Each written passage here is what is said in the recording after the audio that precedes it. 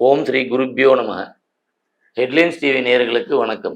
நாம இப்போ மாத பலன்களை பார்க்க போறோம். அந்த வரிசையில இப்போ நம்ம பார்க்க போறது ஜூன் மாத பலன்களை பார்க்கலாம். இந்த ஜூன் மாத பலன்களை பார்க்கறதுக்கு முன்னாடி இந்த மாத கிரக நிலைகள் என்ன அப்படின்றத நம்ம பார்த்துடலாம். ஸோ ஜூன் மாதத்துல மேஷத்துல சுக்கிரன் வந்துடுறாரு.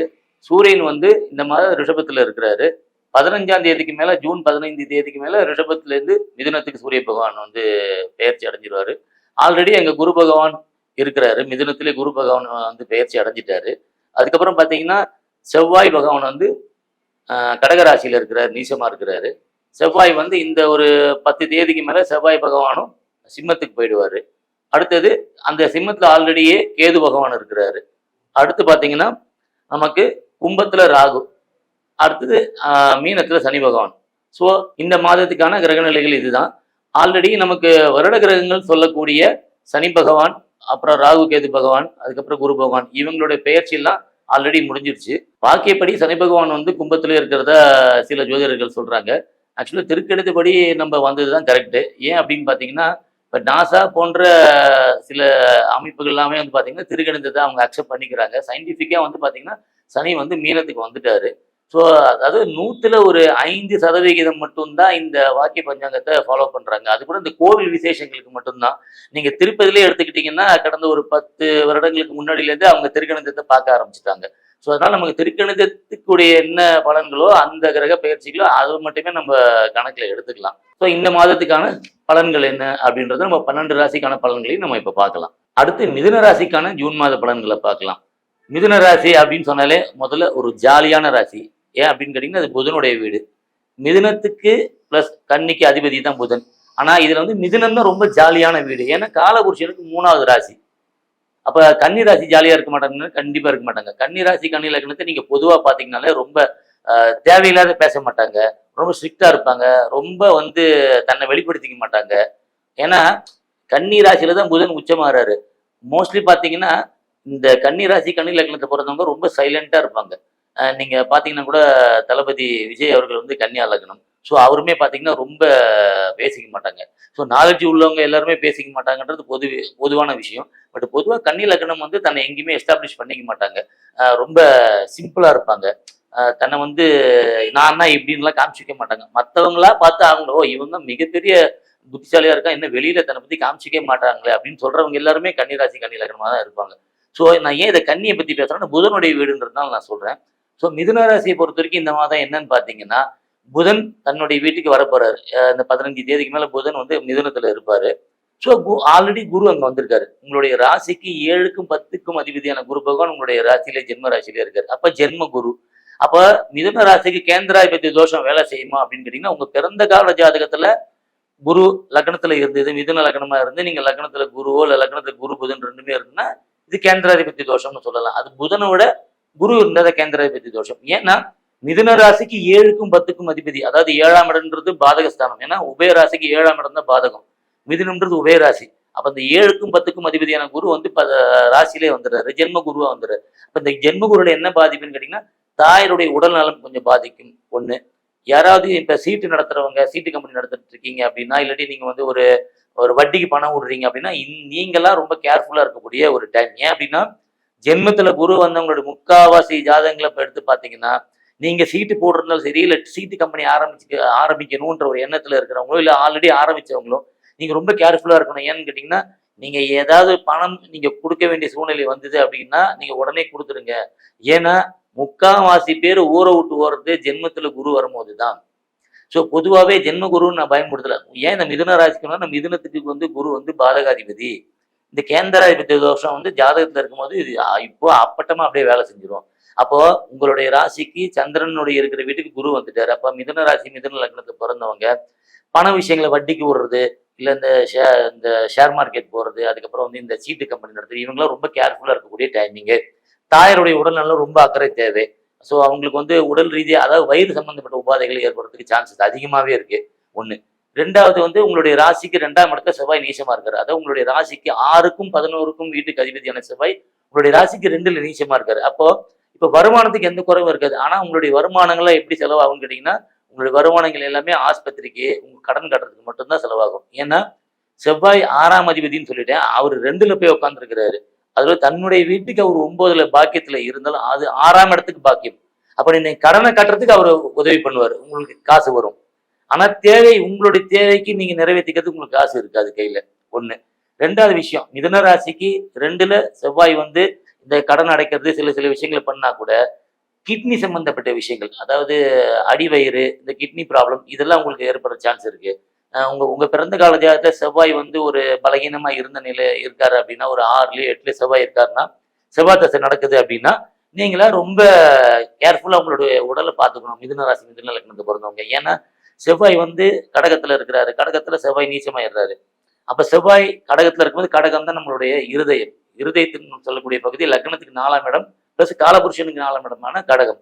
ஸோ கடகத்துல செவ்வாய் இருக்கும்போது ஹார்ட் சம்பந்தப்பட்ட ப்ராப்ளம் இருக்கிறவங்க போய் டாக்டரை செக் பண்ணி பார்த்துக்கோங்க. கரெக்டான சமயத்துல மருந்து எடுத்துக்கோங்க. அதே மாதிரி கிட்னி ப்ராப்ளம் இருக்கிறவங்களும் இந்த மாதம் வந்து ரொம்ப கேர்ஃபுல்லா இருங்க. ஏன் அப்படின்னா அந்த கிட்னில ஸ்டோன் வருது, அந்த மாதிரி சில சில விஷயங்கள் உங்களோட உடல் உபாதைகள் அதிகமா இருக்கும். குறிப்பா வந்து உங்களுக்கு ஏதாவது கெட்ட பழக்கங்கள் இருந்து, லாகரி வஸ்துக்கள் அந்த மாதிரி பழக்கங்கள் இருந்து, இது புகைப்பது, இல்ல இந்த மது அருந்தது போன்ற பழக்கம் இருந்தா ரொம்ப கேர்ஃபுல்லா இருங்க. ஏன்னா இந்த மாதம் வந்து செவ்வாய் சிம்மத்துக்கு போற வரைக்கும் ரொம்ப கேர்ஃபுல்லா இருங்க. சிம்மம் இல்ல, அது 2 ராசி கன்னியை தாண்டுற வரைக்கும் ரொம்ப கேர்ஃபுல்லா இருக்கணும். ஏன் அப்படின்னு பாத்தீங்கன்னா, இந்த மாதம் நீங்க ஆல்ரெடி நீங்க ஒரு மது குடிக்கிற பழக்கம் இருக்குமோ, இல்ல உங்களுக்கு புகைப்பிடிக்கிற பழக்கம் இருக்கிறவங்க, அப்படி புகைப்பிடிக்கிற பழக்கம் இருக்கிறவங்களா இருந்தா உங்களுக்கு கண்டிப்பா உங்க உடல் ரீதியா, குறிப்பா பாத்தீங்கன்னா செவ்வாய்னா வந்து மண்ணீரல், கல்லீரல்னா குரு. அப்போ உங்களுக்கு அடி வயித்துல ஒரு கட்டியோ இல்ல ஒரு புற்றுநோய்க்கான அபாயமும் இருக்குது. ஸோ இப்போ செவ்வாய் நீச்சமா இருக்கிற எல்லாருக்குமே அப்படி இருக்குமா சார் மிதுனம்னா? உங்க பிறந்த கால ஜாதகத்துல அதான் சொன்ன முதல்ல, பிறந்த கால ஜாதகத்துல செவ்வாய் வந்து உங்களுடைய ராசிக்கு 8லயோ 6லயோ இருக்குது, இல்ல ராகு கேதுக்கள் கூட சேர்ந்ததுன்னா அவங்களுக்கு செவ்வாய் தசை நடந்தா அவங்களுக்கு புற்றுநோய்க்கான அபாயம் கண்டிப்பா இருக்கு. ஸோ அதனால இந்த ஒரு செவ்வாய் கன்னி ராசியை தாண்டுற வரைக்கும் நீங்க ரொம்ப கேர்ஃபுல்லா இருக்கணும். மிதுன ராசி மிதுன லக்னர்கள் உங்களுடைய ராசிக்கு 3ஆம் இடத்துல கேது இருக்காரு. அப்ப என்னன்னு கேட்டீங்கன்னா, உபஜய ஸ்தானத்துல பொதுவா ஒரு பாவகிரகங்கள் இருக்கிறது நல்லது. குறிப்பா ராகு கேதுகள் உபஜய ஸ்தானத்துல இருக்கிறது நல்லது. உங்களுக்கு யாராவது சம்பள பாக்கி வச்சிருக்காங்க, நீங்க போன கம்பெனில சம்பள பாக்கி இருக்குது அப்படின்னா, இந்த ஒரு 1½ வருஷத்துக்குள்ள உங்களுக்கு அந்த சம்பள பாக்கி எந்த பணமுமே உங்களுக்கு வராத பணம் எல்லாம் வரக்கூடிய டைமிங் தான். சரியா? ஏன்னா சிம்மத்துல கேது இருக்கும்போது அந்த பணத்தை அவர் வாங்கி கொடுக்காம போக மாட்டாரு. நீங்க விடாப்படியா நின்னு அந்த பணத்தை வாங்கிட்டு தான் வருவீங்க. ஸோ அதனால மிதுன ராசிக்கு என்ன பெரிய பிளஸ் பாயிண்ட் என்னன்னு கேட்கும்போது, 3ஆம் இடத்துல கேது இருக்குது, உபஜய ஸ்தானத்துல இருக்கிறது ரொம்ப நல்லது. உபஜய ஸ்தானம்னா என்ன? உபஜயம் பேர் வந்துருச்சு. ஜெயம்னா வெற்றி, உபஜயம்னா இந்த வெற்றிக்கு சப்போர்ட் பண்றது. ஸோ இப்போ 3ஆம் இடத்துல கேது இருக்கும் போது, இந்த உபஜய ஸ்தானத்துல இருக்கும்போது நீங்க எந்த விஷயத்துக்கு ஒரு கோர்ட்டு கேஸ் அப்படின்னு யாருக்கா மிதுன ராசி மிதுன லக்னம் இருந்தா கண்டிப்பா நீங்க தான் ஜெயிப்பீங்க. உங்களுக்கு வழக்கு சாதகமா இருக்கும், உங்க பக்கம் தான் ஜெயிக்கும். ஒண்ணு. 2வது விஷயம், இந்த 9ஆம் இடத்துல இந்த ராகு உட்கார்ந்து இருக்கிறாரு. அப்போ 9ல ராகு இருக்குன்னா தந்தையாருக்கு கண்டம் ஏற்பட வாய்ப்புகள் இருக்குது. தந்தைக்கு வந்து தசாபுக்தி மார்க்க தசாபுக்தி அந்தரம் இருந்ததுன்னா தந்தைக்கு கண்டம் ஏற்பட வாய்ப்பு உண்டு. அதே மாதிரி பாத்தீங்கன்னா உங்க ஃபேமிலியில வந்து உங்க தாத்தா பாட்டி வயதானவர்கள் யாராவது இருந்தாங்க அவங்களுக்கு சில சில கண்டங்களோ உள்ள உடல் உபாதைகளோ ஏற்படும். குறிப்பா தந்தையாருக்கு கால் மூட்டு வலி அதிகமா வரும். ஒண்ணு. 2வது விஷயம் வந்து அவருடைய ஹெல்த் ரொம்ப கேர்ஃபுல்லா இருக்கும். வீசிங் இருக்கிறவங்களா இருந்தா இந்த ராகு கும்பத்துக்கு வந்த உடனே இந்த வீசிங் ப்ராப்ளம் அதிகமாகும். ஒண்ணு. 2வது அடுத்தது பாத்தீங்கன்னா அஷ்டமாதிபதினு சொல்லக்கூடிய சனி பகவான் 10ல உட்கார்ந்துருக்காரு. அப்ப சனி 10ல இருக்கிறது நல்லதுன்னா ரொம்பவே நல்லது தொழிலுக்கு மட்டும். ஏன்னா அவர் தொழில்காரகன். பாருங்க மிதுன ராசியை பொறுத்த வரைக்கும் 10ல சனி இருக்குது, அஷ்டமாதிபதி 10ல இருக்குன்னா வெளிநாட்டுக்கு போறவங்க, வெளி மாநிலத்துக்கு போய் வேலைக்கு போற, ஊரை விட்டு ஊர் பிழைக்க போறேன்றவங்க ரொம்ப ஃபர்ஸ்ட் கிளாஸா இருக்கும். இந்த மிதுன ராசியை பொறுத்த வரைக்கும் இப்ப யாரெல்லாம் வேலை இல்லாம இருக்கீங்களோ, மிதுன ராசி மிதுன லக்னம் கண்டிப்பா வேலை கிடைக்கும், உறுதியா கிடைக்கும். ஆனா என்னன்னா கிடைக்கிற வேலைக்கு நீங்க போகணும்.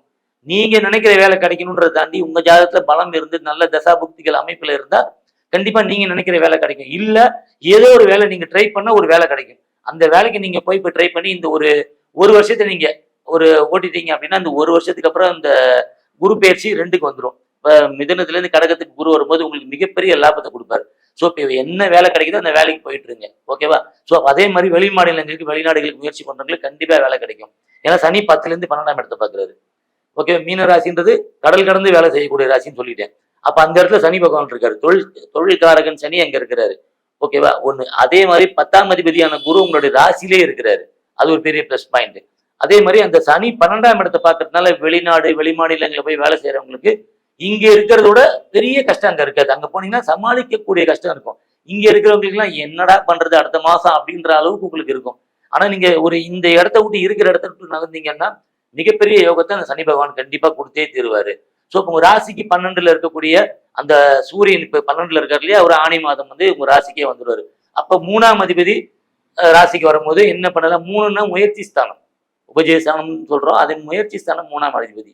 இப்ப 3ஆம் இடம் முயற்சி ஸ்தானம், 3ஆம் அதிபதி சூரியன் 12ல இருக்கிறாரு. இப்ப இது வரைக்கும் நீங்க பண்ண முயற்சிகள்லாம் இப்ப ஃபெயிலியரா இருந்தா, இந்த ஆணி மாதம் அதாவது ஜூன் 15 தேதிக்கு மேல உங்களுடைய முயற்சிகள் எல்லாமே வெற்றி கிடைக்கும்.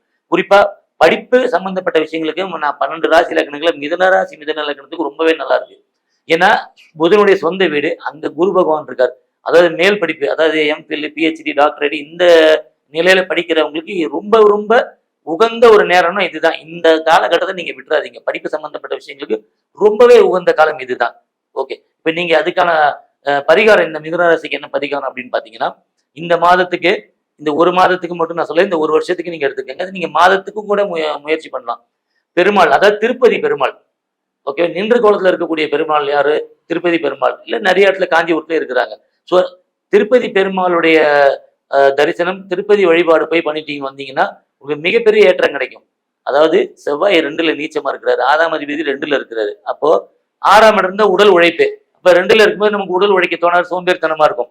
அப்ப நீங்க கீழ் திருப்பதியில மேல் திருப்பதி நடந்து போய் உங்க உடம்பை வருத்திட்டு நீங்க போய் இந்த பெருமாளை பார்த்துட்டு வந்தீங்கன்னா கண்டிப்பா உங்களுக்கு மிகப்பெரிய ஏற்றத்தை இந்த திருப்பதி ஏழுமலையான் கண்டிப்பா கொடுப்பாரு. அதுல என்ற மாற்று கருத்துமே கிடையாது. மிதுன ராசியை பொறுத்த வரைக்கும் நீங்க பண்ணிக்க வேண்டிய இடம்னு கேட்டீங்கன்னா ரொம்ப கேர்ஃபுல்லா இருக்கணும். வேலையில எந்த வேலை கிடைச்சாலும் போகணும் ஃபர்ஸ்ட்.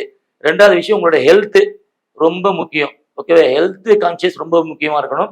அதே மாதிரி தேவையில்லாத ஒரு இப்ப நான் அந்த சீட்டுக்கு போடுறேன் சார், இந்த மாதிரி நான் சீட்டு கம்பெனி வந்து காசு போட்டிருக்கேன், இல்ல நான் வந்து வட்டிக்கு பணம் விட்டுருக்கேன்னா அந்த மாதிரி விஷயங்களை ஆல்ரெடி பண்ணிட்டு இருந்தீங்கன்னா இப்போதைக்கு கொஞ்சம் ஸ்டாப் பண்ணுங்க. இல்ல இனிமேதான் அந்த பிசினஸ் ஆரம்பிக்க போறீங்கன்னா நீங்களே இப்போதைக்கு வேண்டாம். குரு வந்து கடகத்துல வர வரைக்கும் அதை கொஞ்சம் நீங்க வெயிட் பண்ணி அதுக்கு பிறகு ஆரம்பிங்க, எந்த பிசினஸா இருந்தாலும். ஸோ மிதுன ராசியை பொறுத்த வரைக்கும் இந்த மாதத்தை பொறுத்த வரைக்கும் கொஞ்சம் அக்கறையும், உடல் நலத்துல அக்கறையும், அதே மாதிரி கொஞ்சம் விழிப்புணர்ச்சி தேவை. நன்றி.